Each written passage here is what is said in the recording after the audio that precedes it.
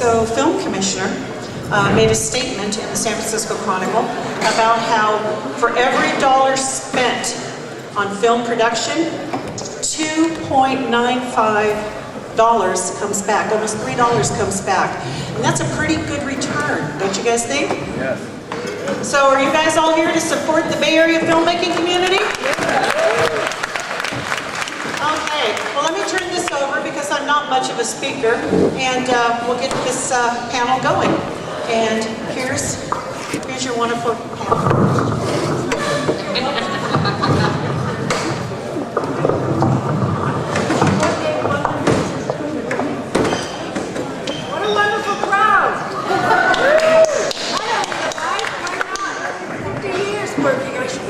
Reach the back row, right?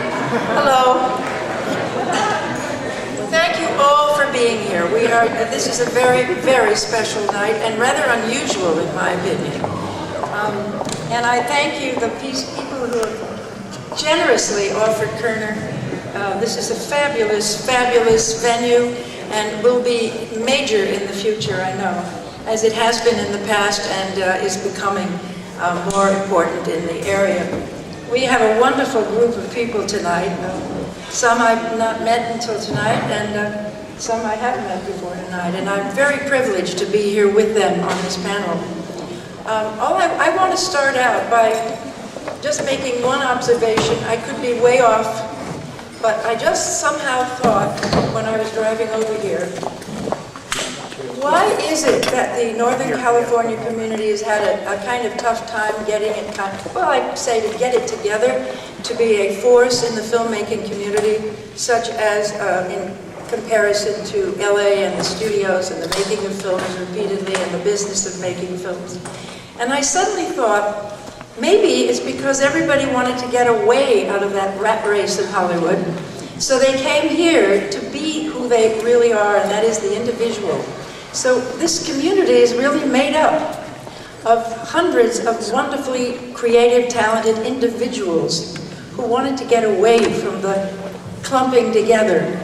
And therefore, here we all are with these incredible people who now we have to find a way to say it's okay to be yourselves, it's okay to be an individual. How can we work together and make something fantastic happen in Northern California that gives you, I should say, I'm sort of an outsider, a pride in the fact that you are a community of filmmaking and independence. And then I remembered something that my dear old friend Robert Redford said years ago. I said, what is so special about San Francisco? And he said, if you think about it, it's really where it all started. It's where the first independent films were made, the documentaries. They started in San Francisco. Those wonderful characters that started in the early days, and they ventured and they risked, and they did something kind of exciting. I think you all, if those of you who are involved in the film community, ought to remember that you have something very special here. And it isn't going to degrade you to come together and nurture together and talk together and share together. It could happen that you could all be individuals and still come together and make something beautiful. So I really want to open, I'm a moderator, remember what that means, moderate other people's conversations. So I really want to open it up and start with Jack Hansen, who is here. As you all know who Jack Hansen is, do I need to say any more? There are many people here I owe money to, Diane. In fact, that's why most of the people are here. So make it quick.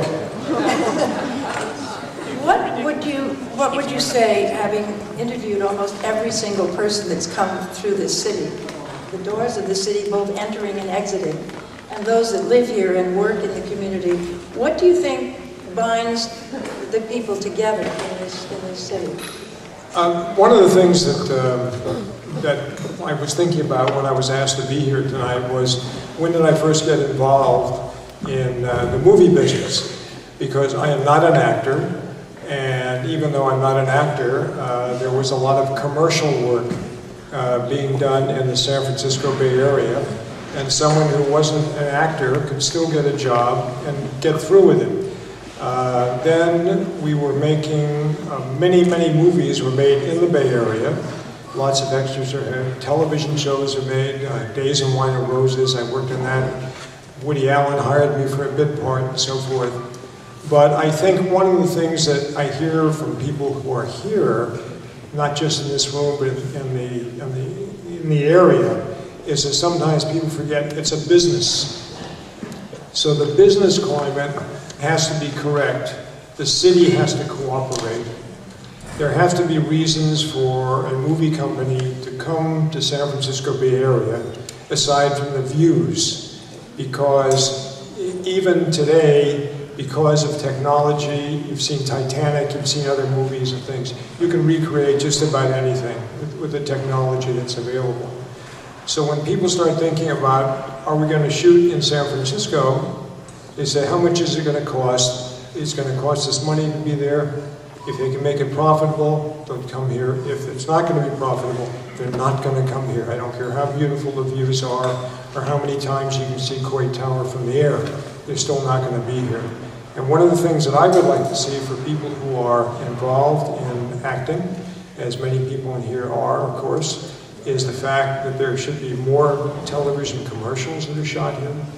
And the movie business will come here to a limited amount, and there's still room for television shows to come here. Streets of San Francisco is an example that ran here for a long time. So I would look forward for all of us who are involved here, do everything we can to encourage the people that we meet who are involved in the business to say, you know, this is a good place, let's make it financially possible. Hey, Debbie, I can raise another question. Here's a woman who's been totally connected and involved in the production of films in San Francisco. Unfortunately, the lucrative aspect of that has been tough for the years, and one always ends up working for almost nothing to make a film in San Francisco. And if you're coming from LA, very often, what do, Debbie?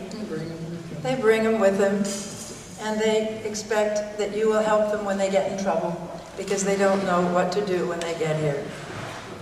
You want to expound on what you see as a potential way forward for filmmaking in this city, in the Bay Area? You don't have to answer that. No, I'll try to answer that. It's very interesting. I sort of wanted to jump off of what Jack said in that one more thing I have to say about why sometimes the projects don't happen here. Right now there's a lot of commercials being shot. I mean, commercials are everywhere, I know this. A lot of car commercials. I just had a commercial implode on me. And I was thinking about it, and I was thinking, you know, it's just so frustrating. The director of photography, who is also the director, lives in San Francisco. The agency is in San Francisco. And yet, we worked like demons for a couple of days to try to get this Sierra Mist commercial off the ground and to shoot it on Monday. And lo and behold, I discovered that the producer and the DP both always work in studios. They never work outside. So they were doing all this location scouting. And they finally got to the point where they just couldn't deal with it anymore. They were getting way too nervous and obsessive compulsive and said, no, we gotta stop here. And they went to Los Angeles and they rented a studio. So it's like they couldn't, it's working outside their comfort zone. Did you hear that? Why didn't you bring them here? I tried to get them to stay. Things to stay. I said, look, there's stages, fantastic stages everywhere you look here. You know, really there are a few. And for what you want to do, it's not that difficult. I mean, it was a comfort thing, and I think that there's a key right there, in that there's a comfort zone that people have because this is the way they've always done it. You know, so we have to. It's overcoming that, which is somewhat huge in a lot of ways, because if the other thing I was going to say is that sometimes you just sort of have to take the bull by the horns. I feel like. Because I haven't had a lot of movies coming in, there hasn't been a lot of noise being made about independent features, especially on the level in which I like to make them, which is more than $1 million, you know, maybe less than 10, but somewhere in the range where I feel that's my comfort zone. And nobody's been making any noise about doing that. So I decided that, okay, well, then I'm going to have to do it. Debbie, do you think that we are basically saying that are we having to lay some of the responsibility, or most of it, to the government to say, give us something, get people together? Are we having to work on that level?